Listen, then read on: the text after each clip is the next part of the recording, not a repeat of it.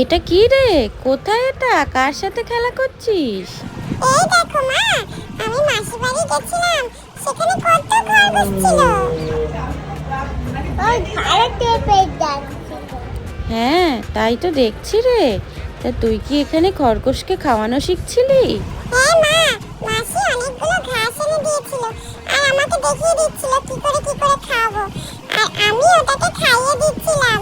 কিরকম খাচ্ছে দেখো। ও দুজনে টানাটানি করছে। আবার দাও, এ নাও, এই যে এইদিকে রাখো। এই দেখো, দেখো মা, আমি যখন একজনকে দিচ্ছিলাম তখন আরেকজনও যেন টানাটানি করে নিচ্ছিল। কি মজা হচ্ছিল। ও মা শোনো না, এবার কাটোয়াতে আমাকেও একটা খরগোশ পুষে দিও। ওরে বাবা, সে তো রাখা অনেক ঝামেলা।